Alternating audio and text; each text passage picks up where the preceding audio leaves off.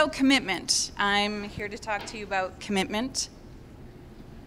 And in my world, commitments are things that we say yes to, things that we say yes to wholeheartedly, things that we leap into, and maybe things that act as principles or rudders or guides in our lives. So that's what I want to talk to you about today. So for me, that story starts, you're going to time travel with me back to when I was 18.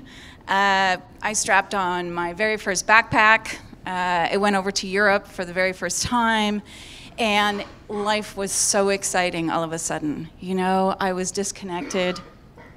Actually, for a lot of you in the room, you probably can't imagine this, but at that time, no cell phones, no internet online booking, no GPS, none of this technology. So you just sort of show up in a country, you land, no Google Translate, so you act everything out. And I expected to be enchanted by each country and how different it was, and I absolutely was. Every country had its own language, its own color, its own food, its own smells, its own experience. Everything was different. And I just loved how different it was. And that's when I fell in love with traveling.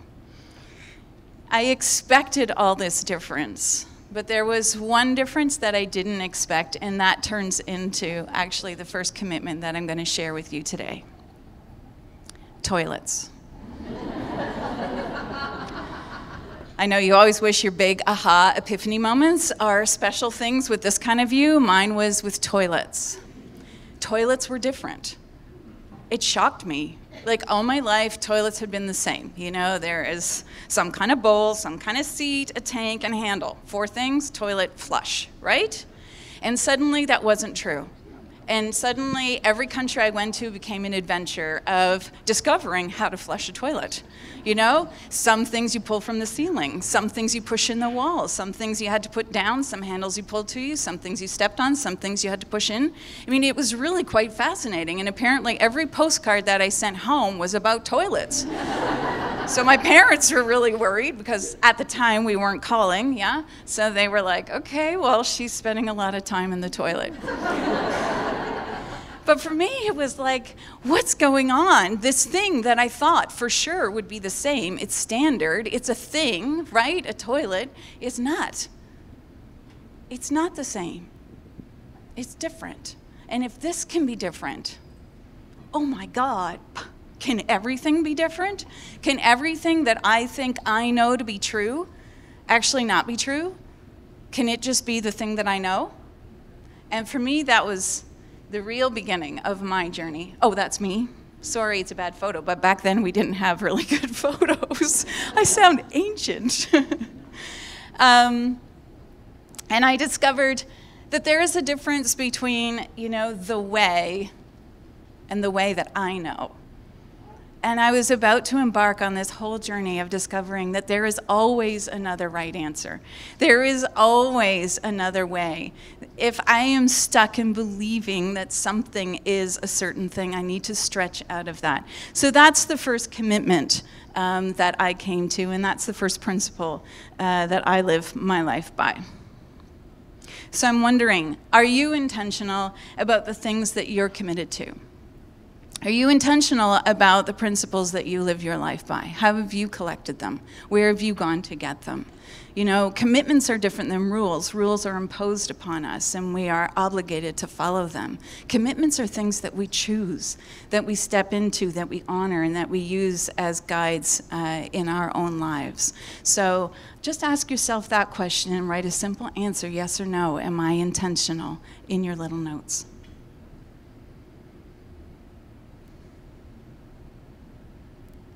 So that was the beginning of my absolute love and commitment to travel. It is the thing that I love doing the most in the world. It is the time and the space where I am most myself. And I am in this wonderful, constant place of discovery, of becoming, of learning.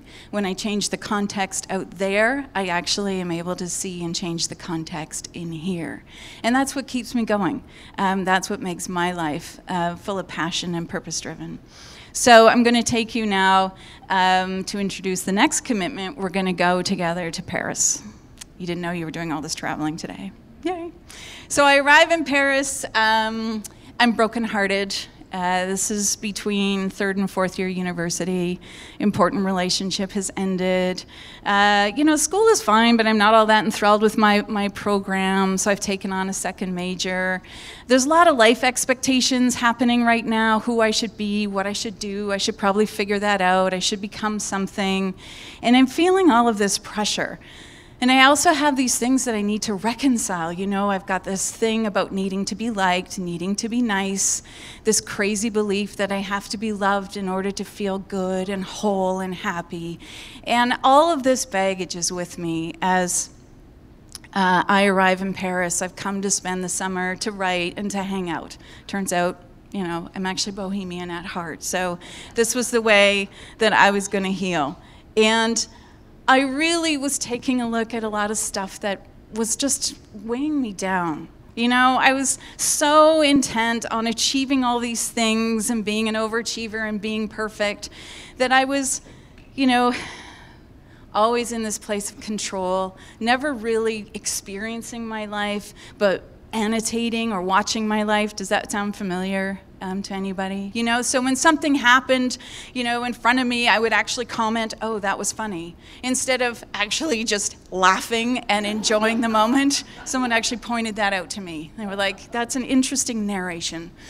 So I have all of this going on, and now I'm on the train. I've taken the overnight ferry from England, and I'm on the train coming into Paris, and it's a 4 or 5 hour train ride. And it's so cool. As you're taking the train, you can see down all of these streets as you go by. And so I'm imagining like all of humanity is happening all at the same time on all of these streets. And on one of these streets, there's some woman exactly my age with these kinds of thoughts and these complexities. And she's Parisian Tania, so I imagine she's sitting on her little balcony, because of course we would have a balcony, and a really nice wrought iron chair with her hands around a café au lait. And in my imagining, she just starts to laugh. And I'm really caught and struck by that visual image, because that's not a knowing that I have of myself. And then all of a sudden, I start to panic because I realize the train is arriving into the station, and my stuff is everywhere in the car because I've been traveling for so long. So I pick everything up, I throw it in my backpack.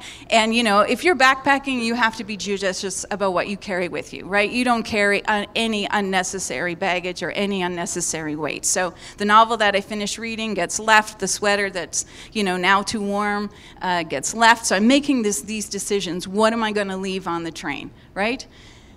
And I realize whatever gets left on the train is really left. Like, there's no lost and found. You can't go on anywhere and reclaim this. So this is really, quick decisions.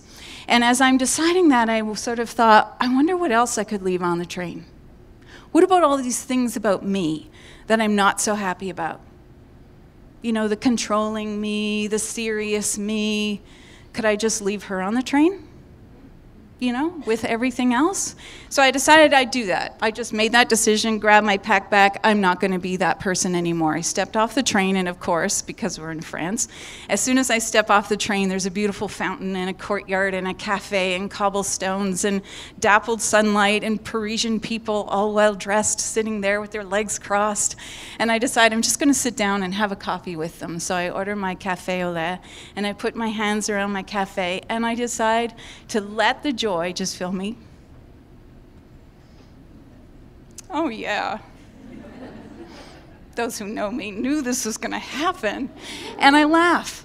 I just laugh, and I hear my own laugh, and it's warm, and it's soft, and it's engaging, and it's loud. And if any of you ever hear me laugh, it channels right from Paris, right from that moment where I just claimed who I was going to be in that moment. So that's my next commitment. I'm so, like all of you who are tearing up with me right now, thank you. So that's me laughing, as you can tell. I realized that I'm not my context. I can always leave whatever I don't want on the train. Whatever my background is, whatever my experience is, whatever I was told I would be or wouldn't be is irrelevant. I get to choose. I get to choose. And I can leave what I don't want.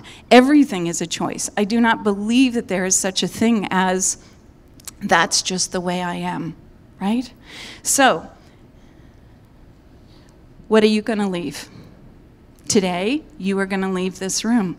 I invite you to leave something right here in this room on your seat. You don't have to go home with it. What is the thing that you don't want anymore? Write it down. Take a moment, write it down. I do believe that changing behavior is kind of like moving house. It's very rare that when you move house, you go back to the old house. You always remember the new destination. And even if you do, even if you forget and you show up at your old house, you don't go in and sit on the couch, right? You stop, you turn around, you're like, this is not me anymore. It's the same with behavior. You know, you just decide this is not me anymore. And if you catch yourself doing it, you're like, wow, that was really odd. That's the old home. So fast forward about 10 years. I took this whole idea of choice, of becoming who I wanted to be, of actualizing myself to heart. And I was working in this fantastic, wonderful career. Some of my colleagues are here today. And change management and leadership development. And we're working internationally. We're doing work that we love. All is good, you know. Lots of travel, lots of busy, lots of friends, house, car, great suits, wonderful shoes. It's all great. And I'm traveling and everything is super. And I have it all, but at some point it just feels pretty meaningless. I just feel disconnected. I'm not, you know, the kumbaya Tania that everybody hopefully knows and loves. And my sense of like all being right in the world and it being okay if we would just love each other is, you know, really being diminished. And so I'm like this little wilted leaf. So I take myself off, as one does, to Ubud, which is the center of Bali. And if you read Eat, Love, Pray, it's the pray part of that book. And so I journey over and I arrive, you know, at the final destination, crumpled and weary, and the hotel had sent a driver for me, so the driver is there, standing in traditional dress, holding this chalkboard with my name on it. And I have to say, sometimes the most wonderful thing in the world is a chalkboard with your name on it. I was like, that's me! Oh my God, you came for me. And it just began this whole trajectory of rejuvenation. So get in the car, it's about a 1-hour drive into the center of the island. And so we're trying to chat, you know, he doesn't speak very much English, but we're making our way, and I understand that there are children, and I understand that there are chickens, and I understand that life is good, and it's probably pretty basic and pretty hard. And he likes driving a taxi, and that's probably all I learned. But I felt very welcomed, and I felt very held, and I felt very much like I was a treasured guest, and I just met this person. But what I later learned in my week and a half there, doing yoga and eating clean food and just, you know, reconnecting with me, is that that's really the way of the Balinese people. You know, they really have this feeling that we are one, we are of each other. There's no distinction between you or I. So they welcome you because they assume that, you know, we're the same. And so let's have this journey together. So I get to the hotel, and he drops me off, and I just so loved this guy's energy that I said, you know, will you make sure you drive me back, you know, when I'm ready to go home? And he said, yeah, I'll drive you back. So on the way home, you know, we reconnect, and I tell him, you know, I did it. I'm me again. I feel like I'm a part of Bali, you know, I feel like I'm one of your people. And so we had this lovely connection on the way home to the airport, and he dropped me off, and then this horrible, horrible moment happened where he looked at me and he told me that the fare was $50 US. And I was like, crap, I don't have any money on me. I don't have any currency. And I thought that the hotel had paid the transfer. I had no idea that he had expected me to pay. It was after banking hours, couldn't go to the bank, no ATMs at the airport. I'm getting ready to get on an international flight. What do? He gives me his card that has his name and his phone number, his cell number, that's it, no address. He doesn't have a bank. I'm, just looking at him, and he's got this, somewhat doubtful, distressed look on his face. And for him, this probably represented at least a week's salary. This was a significant amount of money. So I was like, look, buddy, I'm going to make it right somehow. I'm sorry. What can I do? And I was about to go on the plane, and he said, okay, but please don't forget you. And I knew he meant don't forget me. So I was like, I won't forget you. I really won't. So you know how this goes. Fast forward time, 3 months, 6 months, 9 months. I can't find a way to get him the money that's easy. You can't mail cash. The hotel doesn't want to be the intermediary. It's not working out. And quite frankly, if I'm honest, by 9 months, I'm like, yeah, whatever. It's like $50. And, he's probably forgotten, and it's such a big deal. And how's it going to matter? And I'll do other good in the world, and that'll make up for it. And, you've been there. You kind of just sort of trade off that moment. And then my brother calls. My brother lived in the UAE at the time, and he's like, hey, I'm going to Bali. And I was like, hey, I have something that needs to be done in Bali. And my brother's pretty used to that kind of thing. So he was like, okay, what is it this time? And I said, there's this guy, and his name is Made, and he's a taxi driver, and all I have is his phone number, and I owe him some money. So can you track him down and, triple his fare and just pay him back? Like, this is bad karma out there right now. So my brother, who is my little brother and who is eternally wonderful, goes to Bali, calls Made, goes into Ubud, and sends me this picture, which is Made, who had just received, triple his fare, because I figured I owed him some serious interest, And he was so overjoyed, and my brother said, he was just delighted, and, it just felt like I had a way to make all right in the world again, I did good. I honored someone, and imagine the story he's telling, some rich white lady stood me up and left without paying her fare, and then out of the blue, 9 months later, this dude calls, and, I get 3 times the amount, and I'm hoping that's the story he's telling anyway, Maybe he has a Creative Mornings. I don't know. That would be so cool. So I'm in this moment of just yes, it can be kumbaya. We can make it work in the world. And I remember his words, which were, don't forget you. And it just hit me. He didn't make a mistake. He wasn't trying to say, don't forget me.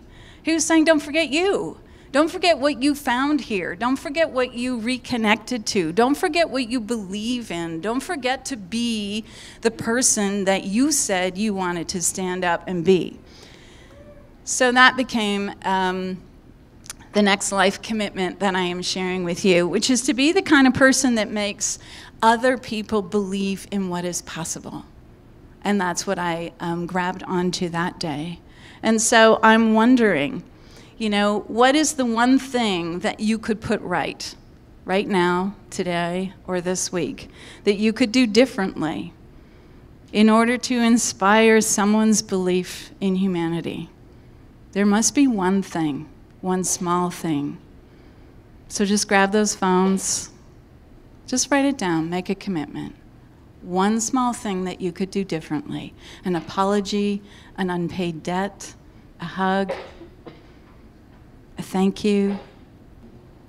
So that experience really led me to start to focus a lot of my coaching work on the practice of developing presence and being authentic and being really true and staying in the moment and living up, daring to live up to the image of yourself that you would be most proud to realize.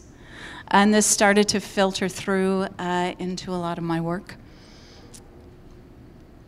And then another holiday.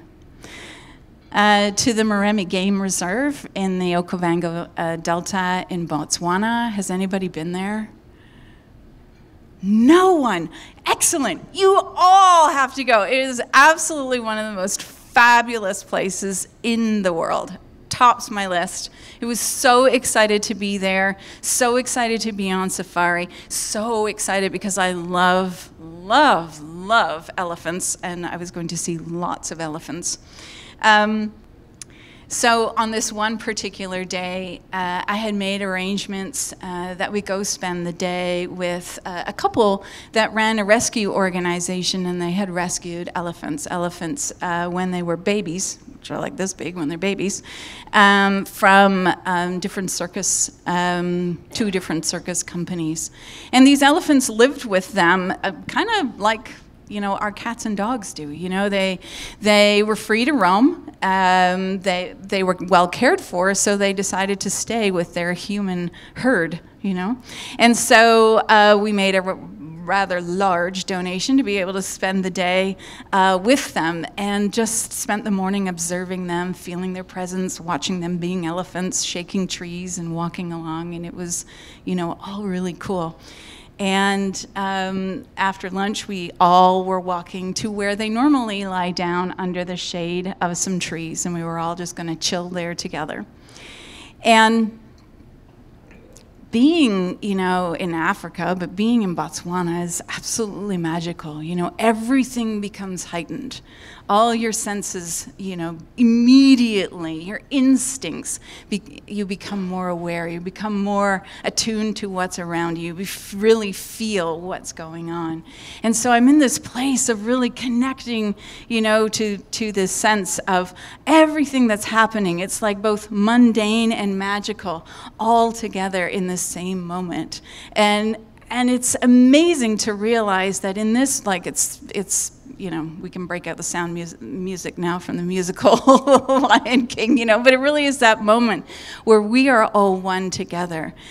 And I'm breathing it in, and then I'm starting to feel, much like you saw a little bit earlier, just a little bit overwhelmed, you know, because it's so magical, and it's so abundant, and it's so overwhelmingly beautiful. And I am just this one teeny tiny small thing in amongst all of this, no more important, no more special than anything else. And I'm having this moment, which is just so beautiful, and then that kind of scares me. You know, I'm sure many of you can identify with this. You know, that peak moment of happiness is sometimes the hardest one to stay present to. It's sometimes the one that makes me feel the most vulnerable. When I'm feeling the most joy, when I'm feeling the most alive, is the time when I really want to disconnect and protect myself and hide so that nobody can touch it and that nobody can hurt it and nobody can, you know, influence it. And I realized I was right on the cusp of doing that, of sort of withdrawing from this glorious experience that I was actually having. So I reached out for my husband's hand, and he was walking beside me, and I held his hand, and I was like, "Oh, help!" And he, you know, just gave it a little squeeze, and it was enough just to help me sort of stay in the moment, stay present, stay here where I am. And that's me. And as I did that, I just relaxed, and I relaxed my body, and then all of a sudden something so magical happened. Something took my other hand. I know. And it was this moment of, you have got to be kidding me. The elephant is holding my hand, you know. And yeah, it was this amazing, incredible experience of connection, of belonging, of being present, of being open. And what flashed into me was that it was only because I had allowed myself to really be vulnerable with how I was feeling, to really stay present, to connect with my husband beside me, that maybe, this is the story I'm choosing to tell because I didn't interview the elephant, but, maybe, the elephant just sensed all that and said, hey, I want to belong too. I want to reassure you too. I want to be a part of your tribe. It's not unnatural for elephants to hold trunks or to hold trunk to tail or to caress one another. They're very empathetic, emotional beings. And I was walking along and I realized, you know what? It pays off to be vulnerable and it pays off to go first. This is this beautiful elephant. Yeah, huge. And this is us when we got to the shady spot. Yeah, it was a truly magical day. And what I realized is that we all want to belong, and so even when I'm feeling so vulnerable in my moments, I just drop down and trust that, hey, everybody else wants to belong too. So if I show up, if I go first, if I allow myself to be vulnerable, I allow others to connect to me in that state. I allow them to approach me, and that's how we build connection together. So that certainly informs how I do a lot of my work. My work as a coach and a consultant really deepened then. I realized that I need to show up believing and trusting and loving and connecting first so that everybody else who joins me can do the same. So I'm wondering, here's your next piece of homework. Who can you show up with today? All of you have someone with whom you add one extra little layer. It's not necessarily someone you don't like. It might be someone that you love dearly, but someone that you try and protect yourself from, just a little bit. So my question is, who can you show up with today? Write down that one name. Make that commitment. Okay, it's my last little commitment that I'm sharing with you. We're going back to one of my most favorite places, south of France. I pride myself on the relationships that I maintain and I keep and I treasure with my friends. So one year I called a bunch of girlfriends and I said, let's do this. And we rented this olive mill in the south of France. It was phenomenal. And we decided to spend some time there all hanging out. We would all work in the mornings and then do, adventures in the afternoons. And then in the evenings, we'd all gather around the big table in the garden that was candlelit and starlit and just share stories and enjoy the good life. And what a magical thing this was. And this place, of course, because everything in my world in France is like this. Perfect. It's surrounded by lavender fields, and outside the lavender fields are all these vineyards, and outside the vineyard is the little village that we can go to every morning and get our hot croissants first thing in the morning, and it's just perfection. And so as we're settling in, my friend Tish and I, we say, okay, we have to have some champagne to celebrate this moment. This is just champagne worthy, right? So off we go down the road to the vineyard, talk to them about buying wine and champagne for the week. So we show up and we say, hey, we need some things, we need champagne. And the guy, the vintner was like, yeah. And I was like, yeah, no, champagne. And he was like, uh-huh. And I thought, my God, it's like I've said I need bread, milk, water, the staples. And he was like, mm-hmm. And I was really just kind of shocked by this. And then he said to me, he shared something really important. He said, you know what? In France, we treat champagne very differently than you do in North America. In North America, you buy very large bottles of really poor quality champagne. And you drink them on really big, special, rare events, kind of manically, And I was like, yeah, that's about right. And he said, that's not how we do it here in France. Here in France, we drink champagne every day. We buy high-quality champagne. And we drink champagne to toast the everyday occasions. We don't drink a lot, but we do make sure that it comes in a beautiful glass. And I just thought, what? You drink champagne every day? Okay, that probably wasn't the most important part of his message, but that's the part that I got right away. But I really thought, it really stuck with me, His message was, in every day we find something that is worthy of toasting. We don't just toast those big, fancy occasions. We toast the everyday, the mundane, the here and now. And we do it. We actually go and get the glass and pop the course. And champagne is expensive, so it means, you really have to drop down into it being a meaningful moment. And I decided to adopt that as a life commitment right there. I'm not really good at coordinating the slides with my stories, but this is all of us girls, and that's cooking class and drinking champagne. And, what I left with was this question of what if every day that was champagne worthy? And that's not the right slide. Okay. So it should say, toast the everyday, every day. Don't just toast the big, sublime moments. Toast the mundane, toast what's happening. I did come home and really put a burden on the household budget by committing to Veuve Clicquot every day at 4 o'clock, and I maintained that for an awfully long time, and I still do in my heart.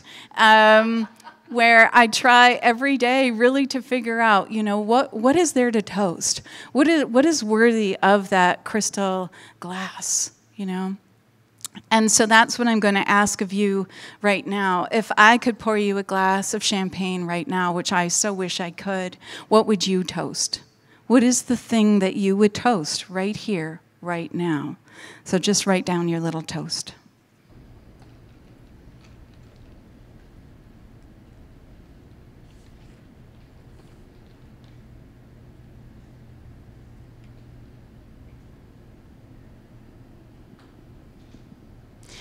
So obviously, for me, travel is the way that I find and I curate my commitments, and I'm wondering what it is that you use to curate yours. Where do you go to find the lessons, to find the things that you want to lean into in your life? I have turned travel, which is my passion now, into part of what I bring into my world. It's my newest commitment. As Max said, transformational travel is now sort of this full, complete circle of bringing leadership coaching and development and finding purpose and stretching into our possibility. And it's something that I enjoy sharing with all of my clients, and those are just some of me up there. But that is my newest commitment, to curate the conversations of discovery that enable fulfillment in other people's lives, because that always enables fulfillment in my life. And so I'm wondering, those are my countries visited so far. I think we're adding 2 more this year. Yay! How will you choose what you say yes to wholeheartedly? What is the passion that you will use to step into? What will you use to act as the compass or the radar in your life? You can reach me here. Social media finds me under Advivum Journeys or Tania Carriere. I'd love to hear from any or all of you, particularly if you're traveling.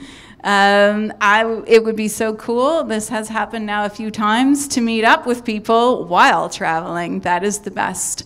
Thank you very much for today, and that's it.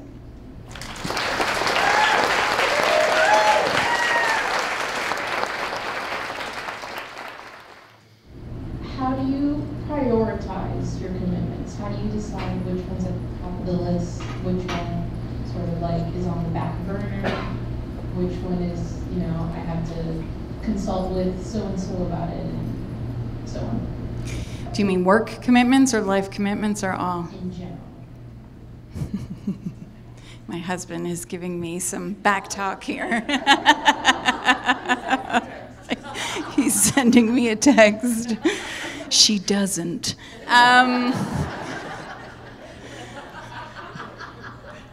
pretty clear about what makes me happy, what makes me feel most alive, what I most want to contribute to the world. And so, first of all, it has to be, whatever it is, has to be in alignment with that. And that doesn't mean that I don't sometimes do things that are, hard or difficult or, not on the fun list, but they have to be in alignment. There has to be a purpose for why I'm doing it. And I think it is about being really, truly very selfish. We have this worry that selfish is a bad, there's a bad connotation, but I think, as my good friend Lisa reminds me, it means self first. So how is this going to help me actualize myself? Will it further my career? Will it further my relationships? Will it further my friendships? Will it further my personal development? And those are the ways that I try and sort of make decisions and help prioritize different things. And I also just realize, give it up. It is not that important. You are not that important. It is not that important. So we can put a lot of stress on getting a lot of things done, and why? I go back to that safari and I'm like, really? Every morning, everything just wakes up? It's the same for all of us. So I just try and, take my own stress level down a bit. Hi. I think something that I personally struggle with is connecting work and travel and seeing that as something that I am capable of doing. How did you start your career knowing that that travel was something that you were so passionate about, and actually creating a sustainable sort of business and following that through for your whole life? Yeah, I didn't. I started off my career, as this consultant, very traditional consultant who absolutely adored and loved travel. And the first thing I negotiated in my employment contract was not a raise, but more time. I just wanted more time to travel. So I think what I did was just commit to this passion and commit to what it brought to me and commit to knowing that somehow that was really valuable to me. I didn't know that what I was collecting were all of these lessons that would really become foundational in how I coach and in how I teach leadership. I had no idea, but as I started to notice that and I started to travel more, I asked myself a question which I'm sure many of you have asked or have heard, if you could do anything in the world, but it was going to be for free, but you loved it so much you would do anyways, what is that thing? And that was my answer. It was travel. I want to travel with people. I want to take you all with me traveling, and we're just going to discover who we are while we do it. And when I answered that, I just put it out there. I didn't make it happen. I just kept knowing that that's what I would most love to do. And then I just started trying. And I tried, and I asked people to join me, and then I asked clients to join me, and then I decided to get really big and brave and make something and offer it, and people showed up, and I just allow it to grow on its own. Hi, Tania. Hi. So first of all, thank you for the talk. This is very topical on a personal note for me. I've just come back from travel in Portugal, and there's some things I kind of found that were different from what I'm expecting. So I found that when we were traveling, we weren't actually travelers, we were more like tourists. Mm-hmm. So I wonder if you have any thoughts about how people could actually travel more, with a purpose, rather than being a tourist and sightseeing.